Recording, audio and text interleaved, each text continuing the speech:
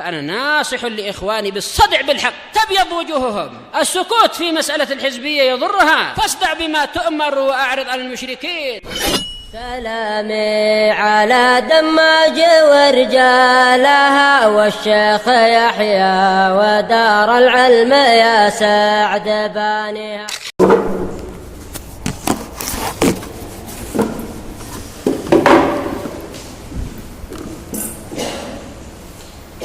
Bismillahirrahmanirrahim. Alhamdulillah wassalatu wassalamu ala Rasulillah wa ala alihi wa sahbihi wa man walah ma ba'd. Sampai mana?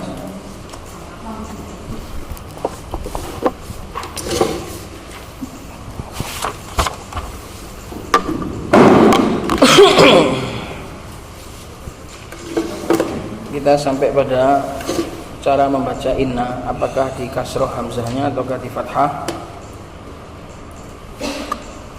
Wajib di kasroh sudah kita lewati, wajib di fathah juga sudah kita lewati, dan juga wa yajuzul amrani, boleh dua-duanya ketika memang bisa dijadikan sebagai mufrad, bisa dijadikan sebagai jumlah.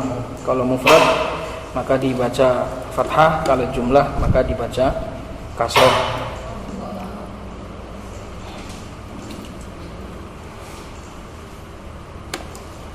Yang kemarin al-awwal ba'da fa'il jaza, setelah fa' jaza itu dalam jumlah syarat, sehingga butuh fa'ul jaza, maka dalam jumlah jawab ba'da fa'il jaza adalah ketika menjadi jumlah jawab. Nah, jumlah jawab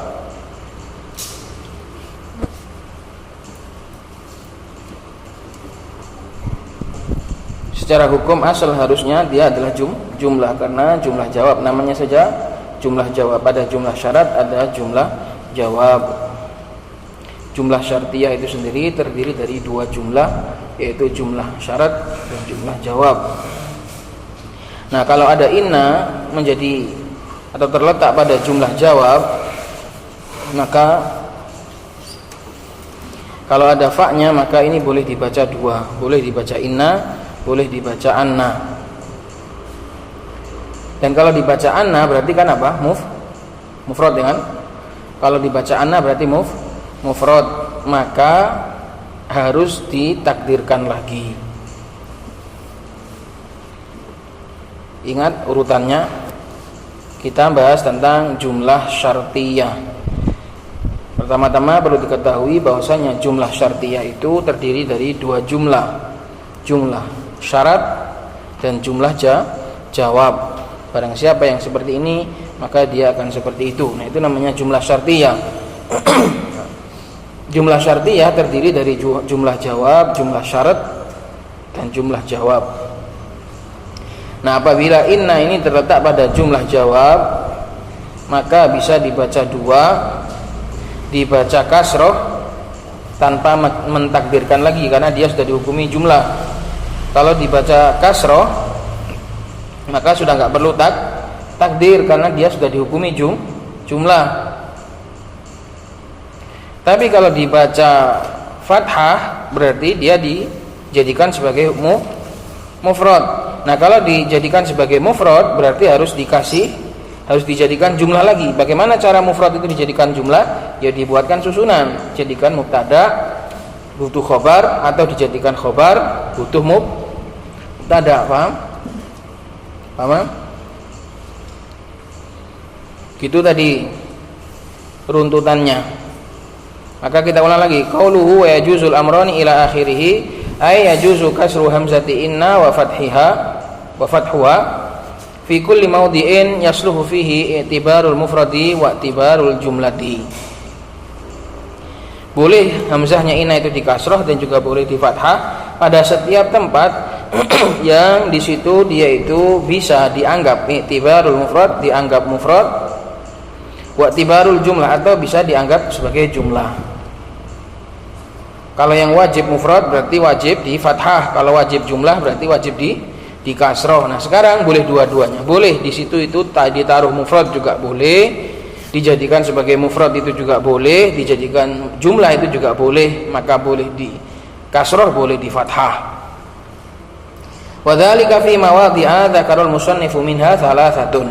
Dzakarul musannifu minha thalathatan. Yang demikian itu adalah pada beberapa tempat musannif hanya menyebutkan 3 saja.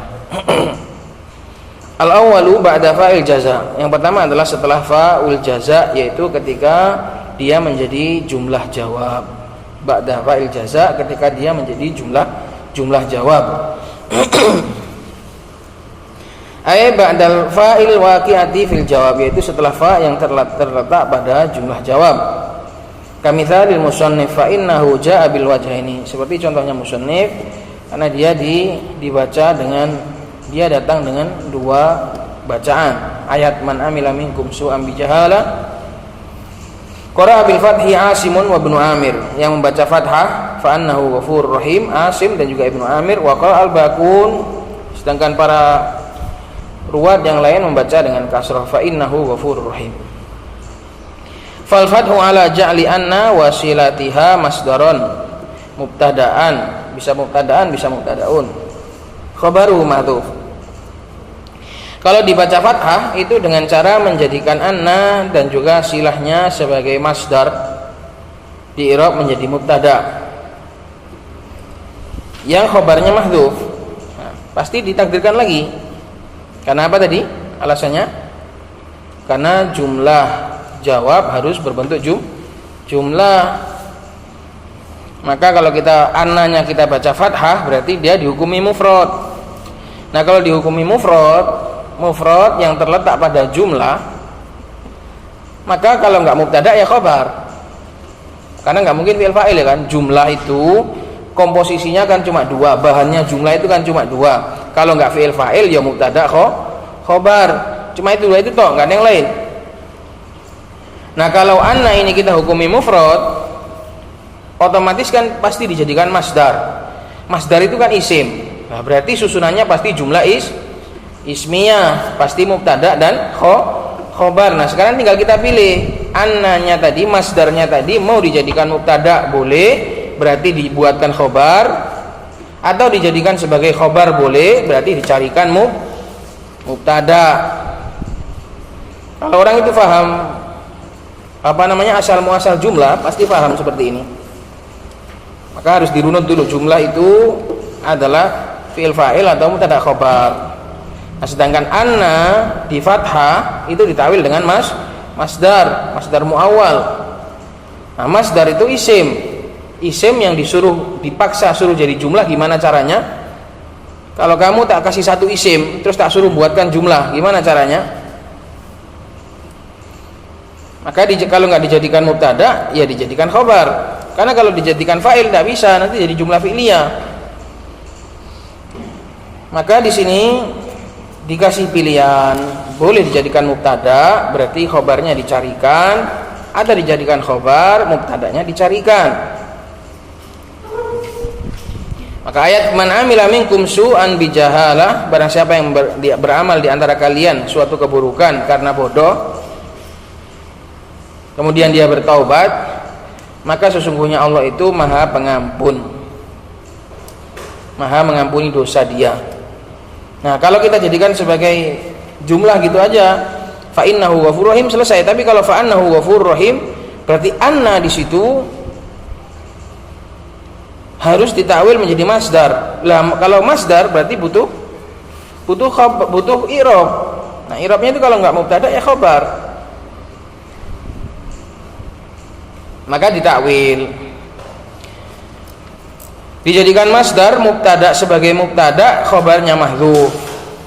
Bat taqdiru fal ghufranu jazaohu fa kaunullahi ghafurur rahiman jazaohu gitu. Fa kaunullah ghafurur rahiman jazaohu. Maka keberadaan Allah sebagai Maha Pengampun dan Maha Pengasih itu adalah balasannya. Au khabaron, atau terserah kamu jadikan khabar juga boleh. Mubtada'in mahdzuf, syaratnya dicarikan mubtada, berarti dibuatkan mubtada. Wa taqdiru fajazahu al-ghufran. Barang siapa yang beramal jelek kemudian dia bertaubat, maka balasannya itu diberikan ampunan. Balasannya adalah ampunan. Nah, ini kalau dijadikan sebagai fathah, dibaca fathah, fa annahu ghafurur rahim, memang lebih ribet. Karena tadi harus mentakdirkan lagi. Tapi kalau dibaca inna selesai. Dibaca inna selesai karena dia sudah jumlah. Tapi kalau dibaca anna maka dia dihukumi mufrad. Kalau mufrad butuh ditakdirkan lagi. Wal kasru, kalau dibaca kasroh, ala ja'lima ba'da fa'il jazai jumlatan tammatan. Dibaca kasroh itu di atas dasaran menjadikan apa-apa yang setelah fa jaza tadi sebagai jumlah yang sudah sempurna, sudah ada mubtada, ada khabarnya, sudah jumlah ismiyah. Ai fahuwa ghafurur rahim. Maka dikatakan wal kasru ahsan, maka kasroh itu lebih ahsan dalam model seperti ini, li'annahu la yahtaju ila takdirin, karena enggak butuh lagi ditakdirkan. Maka ini boleh dua-duanya. Di sini boleh dua-duanya, boleh mufrad, boleh jumlah. Tapi mufrad pun tetap dipaksa jadi jumlah. Dan daripada gitulah mending dibiarkan jumlah toh. Paham toh?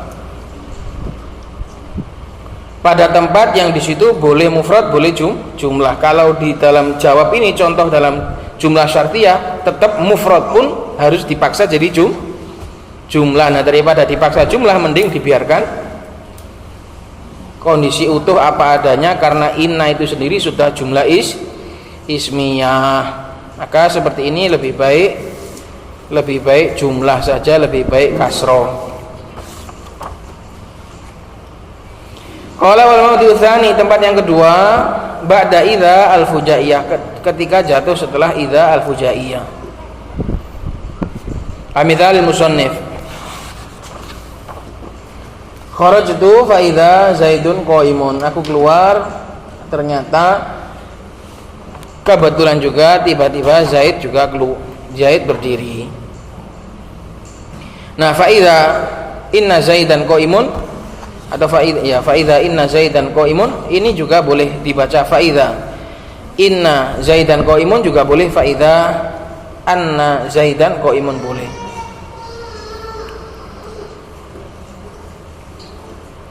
Tapi lagi-lagi di sini nanti akan lebih baik kasroh. Kenapa? Karena idza fujaiyah itu masuk kepada jumlah. Dia itu masuk kepada jumlah.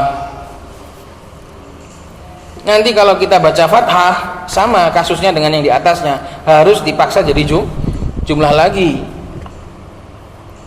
Dalam kasus ini lebih baik juga kasroh, karena idza fujaiyah itu masuk kepada jumlah, dia nggak bisa masuk pada mufrad. Nggak bisa kharajtu fa idza Zaidun, nggak bisa. Nggak bisa. Nah, maka daripada nanti juga dipaksa menjadi jumlah lagi, ya mending dibiarkan jumlah sudah dibaca dengan cara kasroh, selesai. Tapi ya gitu, para ahli nahwu membolehkan dua. Fal fathu ala ta'wiliha bimasdarin marfu'in bil ibtida, maka dibaca fathah dibangun di atas dasaran mentakwil anna dengan masdar. Ya lagi-lagi harus marfu' mubtada, karena sudah idza fujaiyah itu butuh jumlah juga. Nah, kalau ada masdar terus disuruh buat jumlah, ya pasti kalau nggak mubtada ya khobar sudah.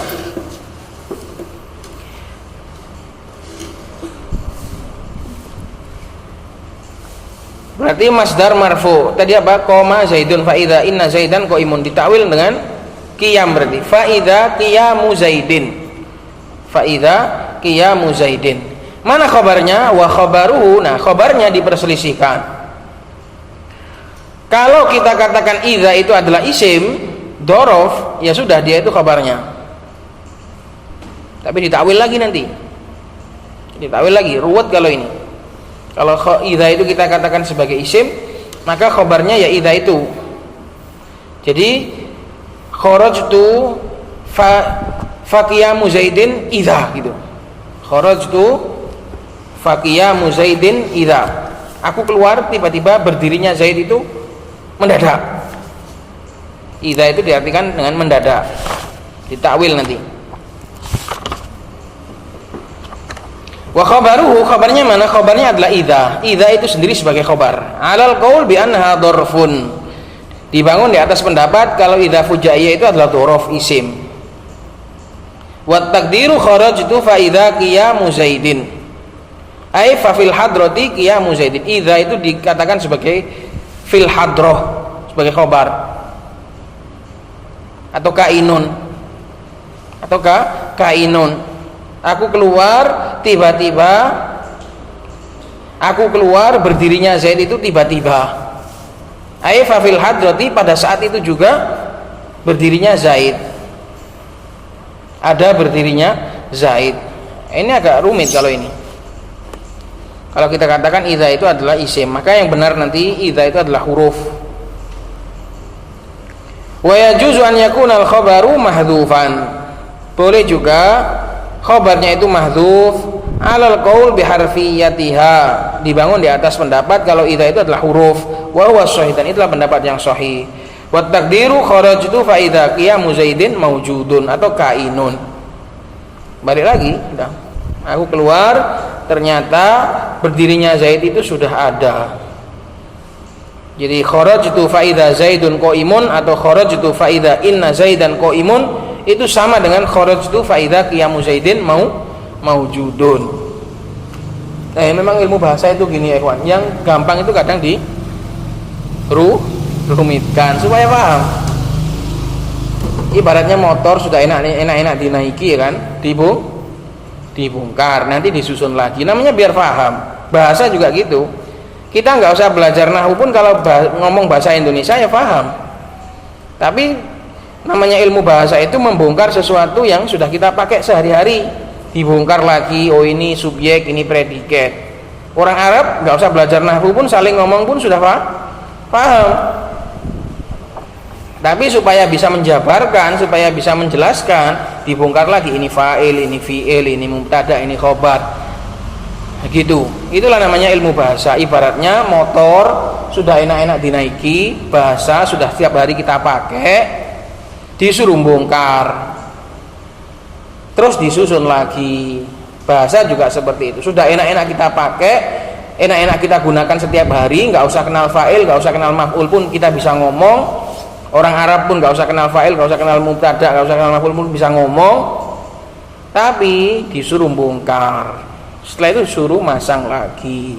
Namanya saya biar paham, biar tahu ilmunya. Kalau cuma pakai motor toh berarti bukan ahli motor. Kalau cuma bisa ngomong toh berarti bukan ahli bahasa, ahli ngomong namanya, bukan ahli bahasa. Ini loh ya kawan. Maka susunan kata-kata aku keluar tiba-tiba Zaid itu berdiri sebenarnya sudah paham. Tapi ya gini, dibongkar, dicoba pakai ini, coba pakai itu, coba pakai ini, coba pakai itu, ujung-ujungnya sama. Memang seperti inilah ilmu bahasa, namanya saja ilmu bahasa.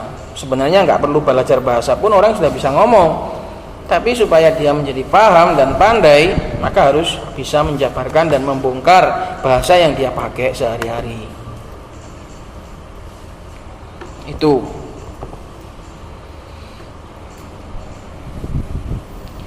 Maka kalau setelah idza fujaiyah kok pakai anna, itu kalau kita baca fathah nanti takdirnya rumit. Pokoknya intinya kalau kita baca anna sama inna kita harus ingat, kalau kita baca inna beres, kalau kita baca anna berarti harus masdar. Kalau masdar kita harus tahu i'rabnya, kalau masdar kita harus tahu i'rabnya. Mending dibaca inna saja, nggak tahu i'rabnya nggak apa-apa, sudah jelas jumlah dia. Tapi kalau dibaca anna, antum harus langsung ingat punya i'rab, harus ada i'rabnya.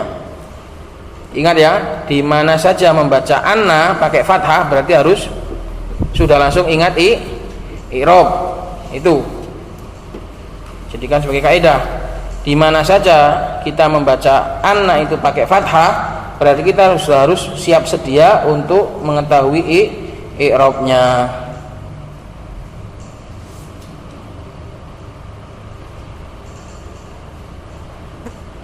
Fa'lam annahu la ilaha illallah, apa i'rabnya? Kan dibaca anna di situ, enggak inna.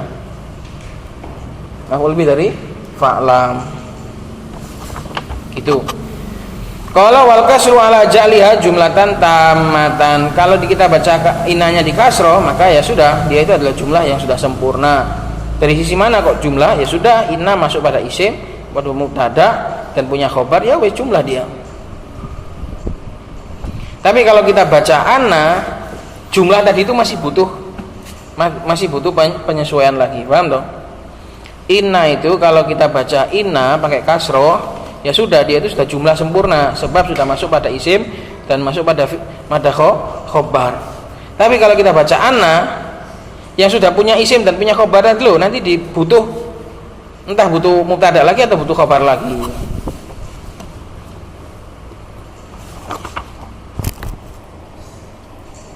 Maka kalau kita katakan inna zaidan qaimun cukup. Tapi kalau kita katakan anna zaidan qaimun, nggak cukup, nggak kalam namanya. Bisa bedakan? Kalau kita buat kalimat inna zaidan qaimun, sesungguhnya Zaid itu berdiri, cukup, sudah kalam. Tapi kalau anna zaidan qaimun, tiba-tiba kita bilang anna zaidan qaimun, nggak cukup karena belum kalam itu. Kok bisa belum kalam?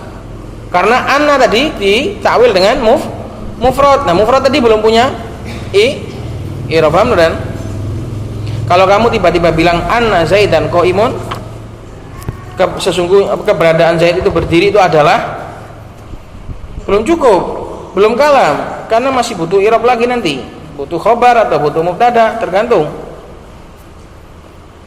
Itu bedanya. Bedanya di situ. Kalau kita baca inna sudah jelas itu jumlah sempurna. Tapi kalau kita baca anna itu nanti masih butuh i'rab terkait dengan i'rab yang lain. Makanya dia nggak boleh di awal kalam itu langsung kita baca anna, itu nggak boleh. Karena nanti butuh penyempurnaan lagi. Pahamilah kaidah usul ini, pahamilah rumus dasar ini, niscaya nggak perlu kaidah lain lagi, insya Allah sudah paham. Maka dikatakan wal kasru ala jaliha jumlatan tamatan wa taqdiru kharajtu fa idza zaidun qaimun wa huwa aula, ini lebih utama. Li'annahu al-aslu, karena inilah yang hukum asalnya. Wa li'annahu la yahtaju ila taqdir, dan karena enggak butuh kepada takdir. Qala hadza idza lam takunil lamu mawjudatan. Ini semua boleh milih. Hadza kembali kepada isyarah, boleh memilih. Boleh fathah dan boleh kasrah. Kapan? Semua ini terjadi ketika tidak ada lam. Fa in kan mawjudatan, kalau nanti di sana ada lam taukid, lam yajuz illal kasru, tidaklah boleh kecuali kasrah. Nawu kharajtu fa idza inna zaidan laqaimun. Karena ada lam, di mana lam ini adalah sudah jelas pasangannya inna, bukan pasangannya anna. Qala wal fujaiyatu, sekarang apa sih idza fujaiyah itu? Fujaiyatu wal fujaiyatu nisbatun ilal fujaati. Dia adalah nisbah, ya nisbah fujaiyatun. Ya-nya di situ adalah ya nisbah. Nisbatun ilal fujaah, dia adalah penyandaran kepada fujaah, yaitu tiba-tiba. Bidhammil fa'i wal mad. Fujaah, ada madnya. Fujaatun. Wal muradu biha, dan yang dimaksudkan dengannya adalah al-hujum wal baghdatu, yaitu hujum, menyerang, dan juga baghtah secara tiba-tiba, mendadak. Hujum itu kan yang namanya nyerang, itu kan nabrak itu loh. Hujum itu nabrak. Namanya kaget itu kan ketabrak toh. Kalau dari jauh datang kelihatan kan nggak mungkin kaget. Aku kaget, tiba-tiba datangnya masih jauh, ya nggak kaget namanya. Yang namanya kaget itu ketabrak. Kalau nggak ketabrak masih jauh didatangi, namanya nggak kaget. Taqulu faja'ani kada. Contohnya adalah faja'ani kada. Fi'il faja'a artinya adalah kaget. Idza hajama 'alaika baghdatan, jika dia itu menabrakmu secara tiba-tiba. Gak mungkin faja'ani itu aku dikagetkan tuh dari jauh atau dari kemarin-kemarin sudah tahu. Dari kemarin-kemarin sudah tahu kemudian bilang aku kaget. Ya enggak lah. Wal ghardu minal ityani biha ad-dalalatu ala anna ma ba'daha yahsulu ba'da wujudi ma qablaha. Tujuannya memakai idza itu untuk apa sih dalam pembicaraan dalam suatu kalimat? Dan tujuan dari mendatangkan idza adalah ad-dalalah, memberikan penunjukan bahwasannya apa-apa yang setelah idza tadi terjadi setelah terjadinya apa-apa yang sebelumnya secara ala sabilil mufajaah. Maka di sini apa? Apa-apa yang setelah idza itu terjadi setelah apa-apa yang sebelum idza. Contohnya gimana tadi?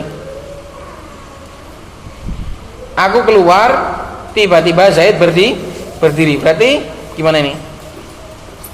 Berdirinya Zaid itu terjadi setelah aku keluar, tapi tiba-tiba ndadak langsung gitu loh. Lihat definisi idza fujaiyah ini. Ala anna ma ba'daha, yaitu Zaidun qaimun, qiyamu Zaidin, yahsulu, terjadi ba'da wujudi ma qablaha, yaitu kharajtu. Berarti berdirinya Zaid terjadi setelah keluarnya saya. Paham dah? Berdirinya Zaid terjadi setelah kharajtu. Berarti mana yang lebih dulu? Keluar atau berdiri dulu? Hah? Mana yang lebih dulu? Keluar atau berdiri? Keluar dulu, baru berdirinya Zaid. Tapi ala sabil mufajah, tapi harus langsung dadak, nggak boleh ada senggang waktu, nggak boleh. Karena tadi yang namanya kaget langsung dadak, nggak mungkin. Aku keluar tiba-tiba Zaid itu berdirinya masih nawanti, masih besok. Ya nggak boleh pakai idza fujaiyah. Ini adalah contoh untuk saya keluar langsung tiba-tiba Zaid itu sudah berdiri, atau Zaid itu tiba-tiba langsung berdiri. Kalau berdirinya itu masih besok, nggak boleh pakai fi'fa, nggak boleh pakai idza fujaiyah. Intaha minat tasrih, selesai dari tasrih. Qala wal mawdi'u tsalitsu, tempat yang ketiga boleh milih antara fathah dan kasrahnya inna idza waqa'at fi mawdi'it ta'lili, jika dia itu terletak pada posisi atau pada tempat untuk memberikan alasan. Ta'lil adalah untuk memberikan alasan. Kal ayatil lati matsala bihal musannifu, seperti ayat yang dipakai contoh oleh musannif. Fa innaha ja'at bil wajhaini, karena sesungguhnya ayat itu datang dengan dua bacaan. Qara'a Nafi'un wal Kisaiyu bil fathah, Nafi' dan Kisai membaca fathah, wa qara'a al-baquna bil kasr, dan yang lain membaca dengan kasrah. Fal fathu ala ta'wiliha bimasdarin mahrurin bila mil illah al mahdhuf, maka fathah dibaca fathah, inna kunna min qabli nad'u, sesungguhnya kami dari dulu memohon kepada Allah. Kenapa? Innahu huwal ghafurur rahim, karena Allah itu maha pengampun. Innahu huwal barrur rahim, inna kunna min qabli nad'u innahu huwal barrur rahim. Tapi masdarnya kalau ini nggak usah khobar, nggak usah khobar. Kenapa? Karena ini ta'lil beda dengan jumlah syartiyah. Jumlah syartiyah harus jumlah, kalau ta'lil ini boleh mufrad, ini tetap mufrad ini. Paham? Fal fathu ala ta'wiliha bimasdar, maka fathah itu dibangun di atas mentakwil inna dengan masdar mahrurin bila mil illah, yang di majrurin ini bimasdarin majrurin, yang benar majrur, bukan mahrur, majrur. Hah? Majrur mas itu sini lu menyesatkan ini. Saya tadi sempat bingung kok mahrur itu apa. Alhamdulillah pilihnya saya kuat. Majrurin bila mil illah. Maka fathah adalah dengan cara mentakwil dia menjadi masdar yang majrur dengan lamul illah al mahdhuf. Bila mil illah al mahdhufah. Mahdhufah seharusnya, karena lam itu dihukumi perempuan. Wa taqdiru nad'uhu li'annahu huwal barur rahim, sesungguhnya kami dari dulu memang memohon kepada Allah karena Allah itu adalah maha baik, maha pengasih. Ai likaunihi barran rahiman. Wal kasru ala jaliha jumlatan musta'nafatan. Kalau kita baca kasroh innahu huwal barur rahim, itu dengan cara menjadikannya sebagai jumlah yang baru. Jia biha li ta'lili ma qablaha, didatangkan jumlah tersebut untuk memberikan alasan terhadap apa-apa yang sebelumnya. Wa huwa qauluhu inna kunna min qablu nad'u. Kenapa sih kok dari dulu kami mohon kepada Allah? Ya karena demikian.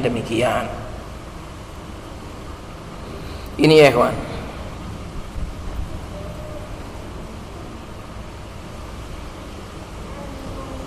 Wa mithluhu fi jawazil amrin, dan contoh juga bolehnya dua di dalam taklil adalah dalam talbiyah labbaik Allahumma labbaik labbaik la syarika laka labbaik innal hamda.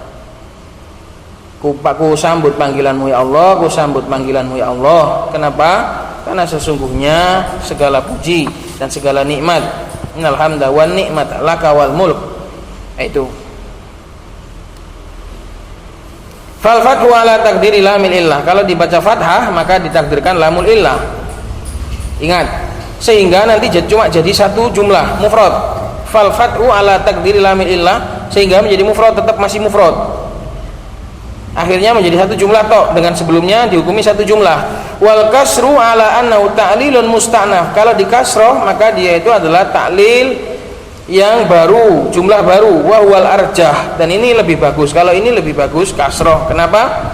Li'annal kalama hina idzin jumlatani la jumlatun wahidatun. Karena kalau di kasroh berarti akan menjadi dua jumlah.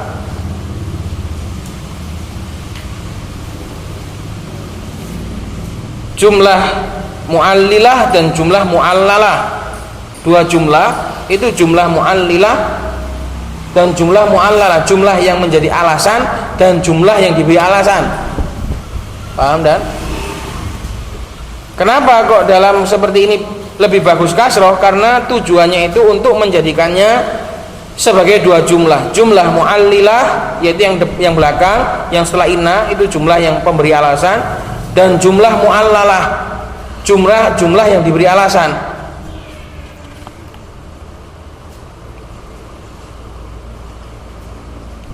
Wa takfirul jumal fi maqamit ta'dhimi matlubun. Sedangkan memperbanyak jumlah, memperbanyak omongan di dalam makom seperti ini untuk mentakdim, untuk mengagungkan dalam doa-doa seperti ini, dalam memuji, itu lebih diutamakan untuk memperbanyak omongan. Di dalam makom ini namanya makomul itnab, untuk memperpanjang ucapan.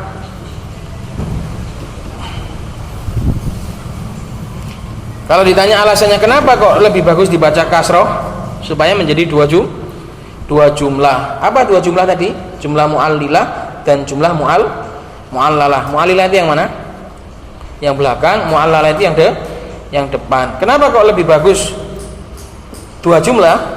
Karena ini makomnya adalah makom takdim. Ini adalah makom untuk mengagungkan Allah, sehingga lebih bagus untuk tafsil, untuk merinci dan memperbanyak omongan. Ya Allah, kau adalah gini, tambah banyak tambah bagus. Tapi kalau kita baca fathah maka cuma satu jumlah saja, nggak ada jumlah mu'allilah di sana, nggak ada jumlah mu'allilah dan juga nggak ada jumlah mu'allalah, semuanya jadi satu jumlah toh. Kalau seandainya kita baca, lihat, inna kunna min qablu nad'uhu li'annahu huwal barur rahim. Kata li'annahu itu enggak jumlah sendiri, itu masih sambungannya, masih anggota jumlah depan, bukan jumlah baru, belum beranggota sendiri, belum berkeluarga sendiri. Ingat, jumlah itu keluarga sendiri, sudah enggak kena i'rab depannya. Maka kalau dikatakan nad'uhu innahu wal barur rahim, ada berapa jumlah? Ada dua jumlah. Tapi kalau nad'u annahu barur rahim, maka dihukumi satu jumlah, walaupun tetap isimnya ina dan khabarnya ina, itu tetap jumlah namanya, tapi nggak ada jumlah mu'allilah, nggak ada mu'allalahnya. Pokoknya dalam contoh seperti ini, dalam taklil seperti ini lebih bagus. Kalau makomnya makom takdim, lebih bagus diperpanjang. Qaulul muwaddih, dikatakan oleh muwaddih yaitu Ibnu Hisham dalam Audahul Masalik, kama fit tawdihi ma'at tasrih, sebagaimana dalam taudih ma tafsirih. Al-mujallal awal safha 200 wa 18.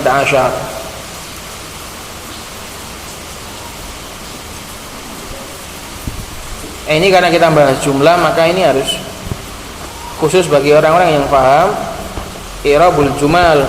Sudah paham i'rab, kalau belum nggak tahu, nggak pernah bongkari jumlah, ya agak kerepotan ini. Karena ini bahas jumlah, bukan i'rab mufrad. I'rab nahwu itu bertahap. Belajar i'rab mufrad dulu, setelah itu baru i'rabul jumal, i'rabul kalim, baru i'rabul kalam.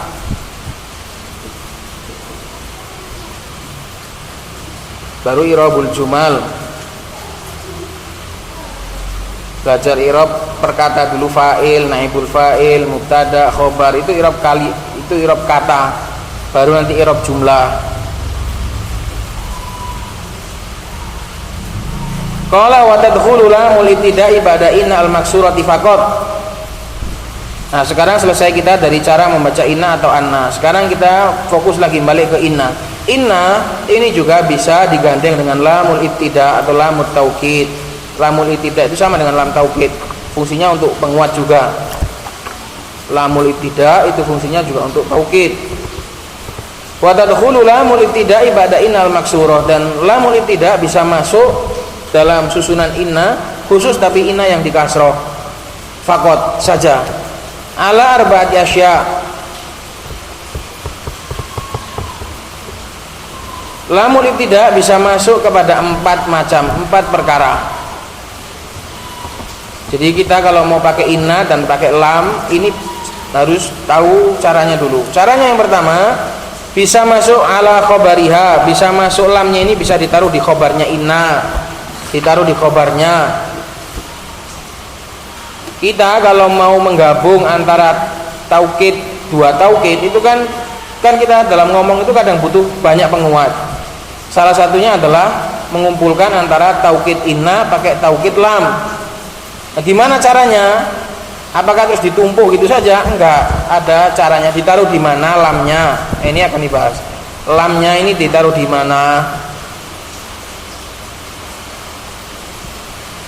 Yang pertama, ala khobariyah, bisa ditaruh pada khobarnya. Bisyarti kaunihi muakhiran musbatan.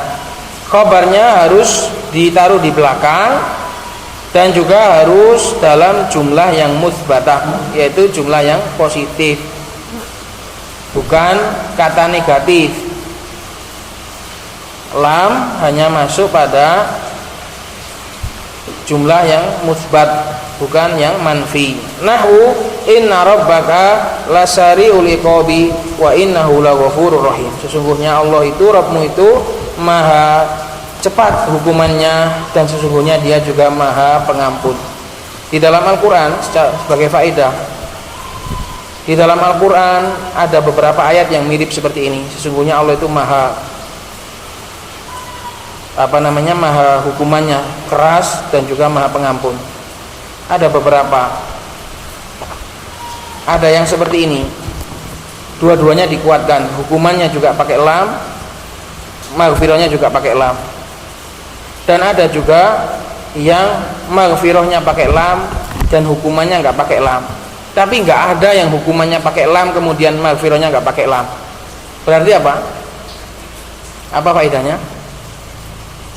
Ini kan namanya wa'id dan wa'ad kan? Ini namanya targhib buat tarhib. Mana targhib dan yang mana yang targhib? Targhib itu artinya apa sih? Oh iya, targhib artinya apa? Hah? Dorongan. Tarhib apa artinya? Apa? Ancaman. Allah itu pasti akan di dalam Al-Quran itu pasti memberikan targhib buat tarhib. Kadang memberi harapan, kadang juga memberi ancaman. Di sini mana yang harapan? Mana yang harapan ini? Wa innahu laghafurur rahim. Mana ancamannya? Mana tarhibnya? Lasariul iqab. Jadi ayat ini namanya tarhib buat targhib atau targhib buat tarhib. Ini adalah bab targhib buat tarhib, memberi dorongan dan memberi ancaman. Mana memberi dorongan? la ghafurur rahim, memberi harapan. Tarhibnya mana? La sariul iqab. Nanti sampean kalau hafal Quran insya Allah akan bisa membedakan. Di sana ada yang maksimalnya itu gini, ancaman sama harapannya sama-sama kuat.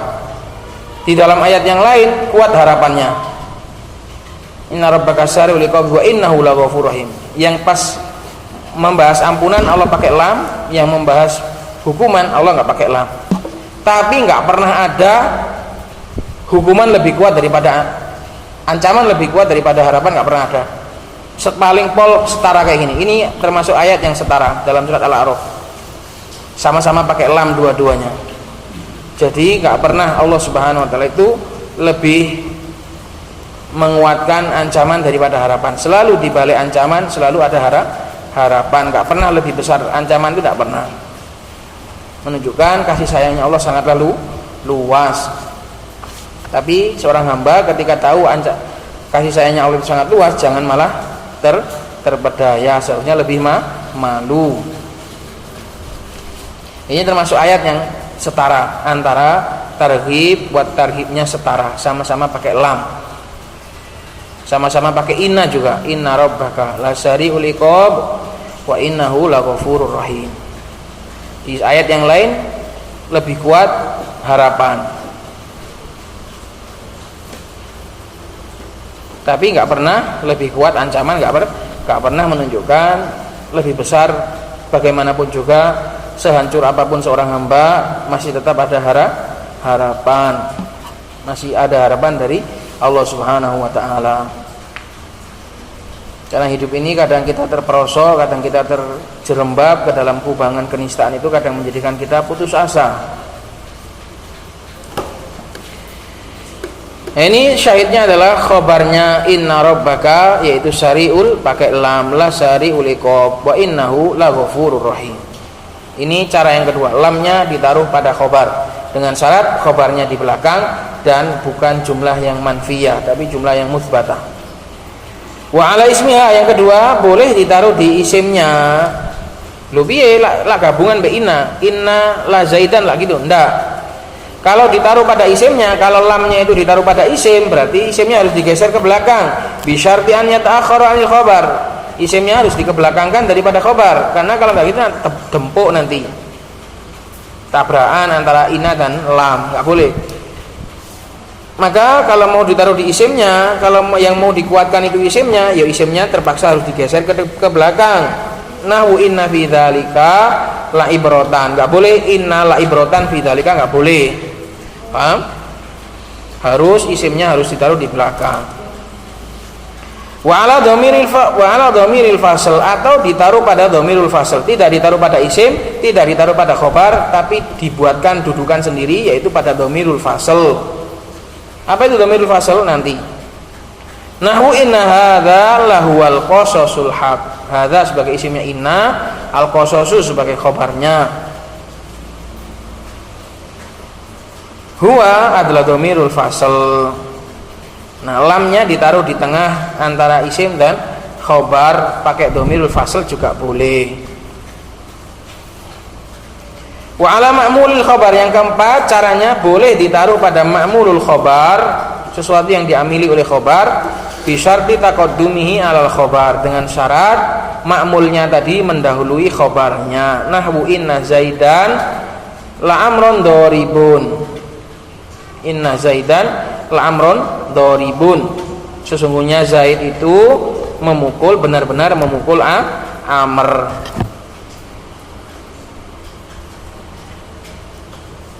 Atau boleh juga inna zaidan la doribun amron, boleh, karena lamnya ditaruh di khobar. Tapi nggak boleh inna zaidan doribun la amron, nggak boleh. Paham teman? Ini kan inna zaidan la amron doribun boleh. Terus inna zaidan la doribun amron juga boleh. Tapi nggak boleh inna zaidan doribun la amron ditaruh di ma'mul khobar tapi dibiarkan di belakang, itu nggak boleh. Syaratnya kalau mau ditaruh pada ma'mulnya khobar, berarti ma'mul khobarnya harus dahulukan daripada khobar. Amr dengan ma'mulnya khobar, amr dengan maf'ul bi dari doribun. Doribun kan khobarnya zaid, gitu loh. Ini cara menaruh lam taukid pada susunan inna. Bisa ditaruh pada khobarnya, bisa ditaruh pada isimnya, bisa ditaruh pada dhamir fasl, dan bisa ditaruh pada ma'mul khobar, tapi syaratnya ma'mul khobarnya harus digeser ke depan. Qala syari qawluhu wa tadkhulu lamul ibtida'i ila akhir ay wa yajuzu inda iradatil mubalaghati fit ta'kid. Boleh ketika menginginkan untuk maksimal, mubalaghah untuk memaksimalkan di dalam penguat, yaitu syaratnya didobel antara inna dan lam taukid. Dukhulu lamil ibtida, bolehnya masuknya lamul ibtida pada inna al maksurah duna akhwatiha, dan hanya boleh masuk pada inna saja, nggak boleh pada yang lain, nggak boleh pada la'alla, nggak boleh pada nggak lain, nggak boleh yang lain. Ala wahidin min arba'ati asya, masuknya itu tapi syaratnya ada prosedurnya, yaitu masuk pada salah satu dari 4 perkara. Al awal ala khobariha, masuk pada khobarnya. Bisyarti kauni muakhiron, dengan syarat khobarnya itu harus di belakang, musbatan khobarnya juga harus bentuk musbat.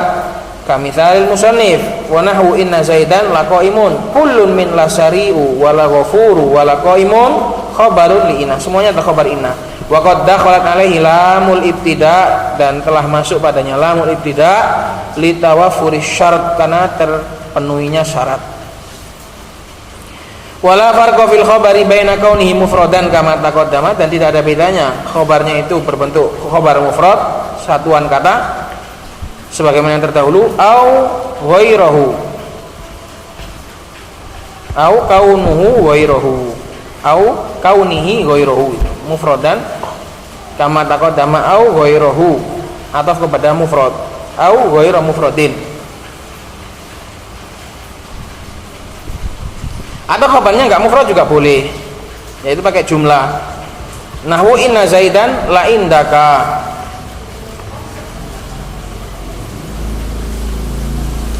inna zaidan la indaka, ini mufrad juga ini ya. Mufrad kan indaka ini, takdirnya gimana? Takdirnya gimana Dan? Mana khabarnya? Lah takdirnya gimana? Masa indaka sebuah khabar? Jebolan irab malam kok gini be. Mana kabarnya? Lah apa bunyinya? Buatkan. Inna zaidan pakai lam. Hah? Nah, inna zaidan laka inun indaka. Ini juga mufrad sebenarnya, tapi mungkin dikatakan sibul jumlah. Apa? Sebenarnya mufrad juga.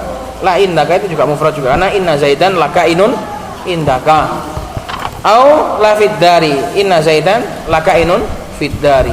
Wa nahwu, nah ini baru, ini contoh jumlah. Inna zaidan laqad qoma. Inna zaidan laqad qoma. Kenapa harus pakai qad? Karena untuk madhi, karena untuk madhi. Atau laqoma juga bisa, inna zaidan laqoma.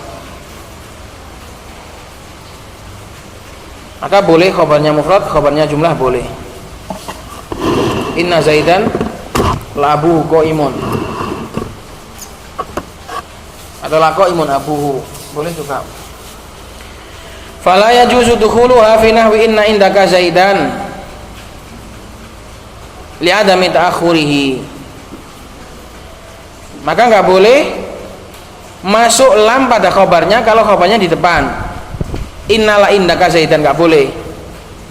Inna la indaka enggak boleh lam itu masuk pada khabar kalau khabarnya ditaruh di depan. Inna la indaka zaidun enggak boleh, karena tadi akan dempuk, akan tabrakan dengan inna.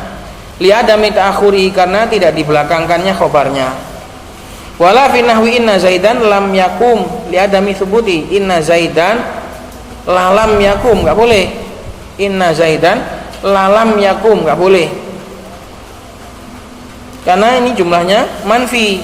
Sesungguhnya Zaid tidaklah berdiri, nggak boleh. Inna Zaidan lalam yakum, nggak boleh. Atau lam layakum, nggak boleh.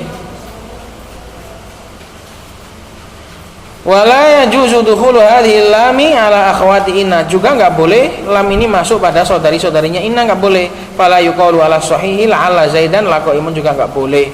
Nggak boleh dikatakan sesuai pendapat yang sahih, ada khilaf berarti. In la'alla Zaidan laqaimun ini nggak boleh. Jadi itu tadi, kalau mau masuk pada khobar syaratnya itu tadi. Wasani yang kedua ala ismiha, boleh masuk pada isimnya tapi bisyarti an yata'akhkhara anil khobar, isimnya digeser ke belakang sebagaimana di khobarnya disyaratkan nggak boleh ke depan supaya nggak dempuk dengan inna, maka sama kalau mau ditaruh isimnya juga isimnya digeser ke belakang biar nggak tempuk dengan inna. Kamitsal musannif, semua ini tujuannya supaya nggak tabrakan dengan inna. Wa nahwu inna indaka la Zaidan, ini juga boleh ditaruh pada isimnya. Zaid adalah isimnya inna, dikasih lam. Fakullun min la'ibrotun min la'ibrotan wala Zaidan ismun li inna, semuanya adalah isim inna. Wa qad dakhalat alaihi lam, dan dimasuki oleh lam litawaffuri syarat, karena terpenuhinya syarat. Fala yajuzu dukhuluha fi nahwi inna Zaidan indaka, innala Zaidan indaka, enggak boleh. Li adami ta'akhuri, karena isimnya enggak dikebelakangkan. Wa inna mashturita dzalika, kenapa kok disyaratkan seperti itu? Li alla yujma'a baina harfai ta'kidin, supaya tidak dikumpulkan antara dua huruf taukid sama-sama. Wa tsalitsu, yang ketiga caranya ala dhamiril fasl, boleh lam itu ditaruh di dhamirul fasl. Kamitsal musannif wa nahwu wa inna lanahnu as-saffun, dan sesungguhnya kamilah as-saffun. Ini juga ada dhamir fasl berbentuk nahnu, ada dhamir fasl berbentuk nahnu. Fakullun min lahwa wa la nahnu dhamiru faslin wa qad dakhalat alaihi lamul ibtida. Wa dhamirul fasl, apa itu dhamir fasl? Dhamir fasl adalah huwa sighatu dhamirin marfu'in munfasilin, dia adalah bentuk yang menyerupai dhamir marfu' dan khusus bentuknya munfasil, yaqa'u bainal mubtada'i wal khabar, yang terjatuh antara mubtada dan khabar, itulah dhamir fasl. Dhamir fasl adalah sighah, bukan dhamir dia. Namanya doang dhamir, dia adalah huruf. Adalah sighah, bentuk rupa-rupa yang berbentuk dhamir marfu' munfasil yang terjatuh antara mubtada dan khabar. Au ma aslu dzalik, atau yang aslinya nawasih maksudnya. Atau yang aslinya itu mubtada khabar. Fal awal nahwu, yang masuk pada mubtada khabar, contohnya Zaidun huwal qaimu. Zaidun mubtada, huwa dhamir fasl, enggak ada i'rab, al qaimu sebagai khabar. Ini adalah khusus masuk pada khabar yang ma'rifah. Dhamir fasl itu khusus masuk pada khabar yang ma'rifah supaya tidak tersamarkan dengan na'at nanti. Wasani, yang kedua yang aslinya mubtada, kana Zaidun huwal qaima. Kalau dibaca al-qaima berarti huwa adalah dhamir fasl. Kalau dibaca al-qaimu berarti huwa adalah mubtada, al-qaimu khabar, dan jumlah mubtada khabarnya kana gitu. Dzanantu Zaidan huwal qaima kal wakal mitsalainil mutaqaddimaini. Wa sumiyat bidzalika, dinamakan sebagai dhamirul fasl li'annahu yafsilu bainal khabari was sifah, karena dia memisah antara khabar dan sifat, membedakan antara khabar dan na'at. Karena khabarnya berbentuk ma'rifah. Nah, kalau enggak ada dhamir faslnya, dikhawatirkan orang itu mengira itu adalah na'at. Zaidun al-qaimu, dikiranya na'at, masih butuh khabar lagi berarti gitu. Ketika ada huwa, ada dhamir fasl, berarti sudah jelas itu bukan na'at tapi khabar. Wa dzalika kal mithal awal, yang demikian itu seperti contoh yang pertama. Falaulam tu'ta bihuwa,